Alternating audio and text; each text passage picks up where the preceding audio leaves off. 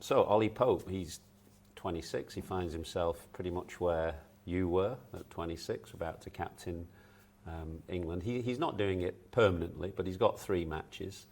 Tell us a little bit about the qualities that you've seen in Ollie Pope and what you expect from him. I think he's a very forward-thinking young cricketer that has gained a huge amount of experience and confidence over the last couple of years in particular. He's someone that's obviously well respected within the dressing room and is very similar-minded in terms of how he wants to play the game to Ben. So I think it'll be a seamless transition in many ways for these 3 games. And as I say, the way he looks at the game, I don't think he'll let the game drift and have a very similar approach to how things have been in recent times anyway. So I'm very much looking forward to seeing him go about his business. And he's a sort of character that will take the challenge on head on and really thrive and enjoy it. It's not completely straightforward, is it, when you come in as a stand-in? I'm thinking of, you had an excellent fitness record. You missed 1 game as captain, I think, for the birth of one of your children, and Ben took over and you left him that note to say, do it your way. But you're inheriting somebody else's team. It's hard to see Ollie Pope stamping anything different in terms of how the team are going to play. This is pretty much Ben Stokes' team, and he's just a caretaker for a while. Yeah, and I almost think that makes it even harder, when it's only for a short period of time. But again, it's a good experience, good learning experience, good opportunity. And as well, unfortunately, the nature in which Ben plays the game, this is something that could potentially happen again. So I think it's important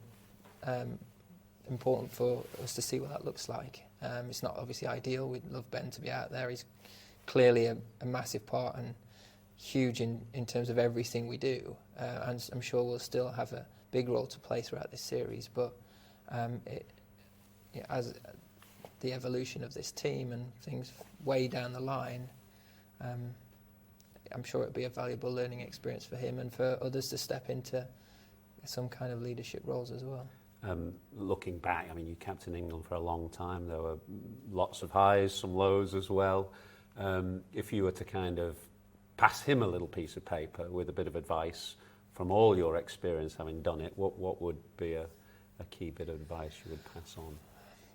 Try and gain clarity as early as possible in terms of how you want the game to be played, and be as level and as clear on that as possible. Try not to waver and tinker. Just try and be very focused on what plan A is and only really move to plan B if you absolutely have to. I think there were some of the things that I wish I'd have done differently if I had the opportunity. I'm not going to look back with any regrets. I threw everything at it, gave it my best shot, and that's all you can really ask of anyone. But I've no worries that Popey will, as I say, dive completely into it, give it everything, and give a really good account of himself and be a great leader for this team.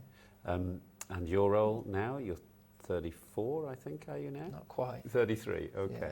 But no Broad, no Anderson, no Bairstow, no Stokes in this game.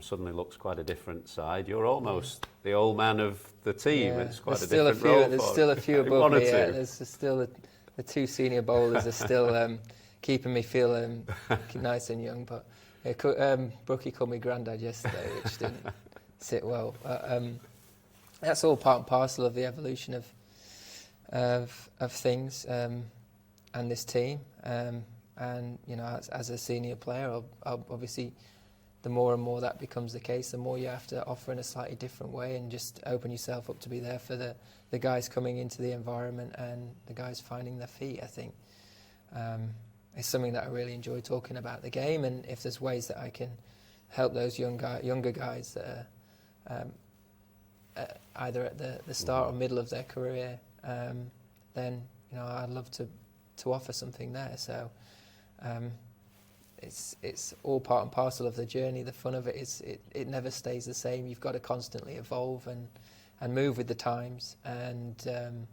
like I say, that's part of the enjoyment. Is it's never always the same. And that love is still there. Yeah, clearly. massively. We talked about Graham earlier in 2012 when you started a long time ago now, a dozen years, but you seem to play with the same enthusiasm and drive that you've always had. Yeah, I think the one thing that I said to myself when I walked out to bat in my first Test match was, just remember how proud that 12-year-old version would be to see you get the opportunity to go out and play for England, even if it's just this one time, to play a Test match for England.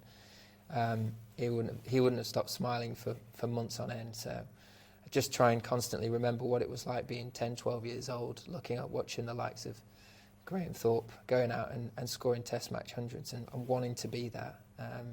Now I've got the opportunity to do that now, and you've got to love and enjoy and cherish every moment of it, because however long, 10, 12 years, however long I've been playing in this team now, it seemed to go like a flash. So I still feel that internally you feel a bit like Peter Pan. You never really grow up because there's always young people around you, young guys coming in, making you and keeping you feel young. So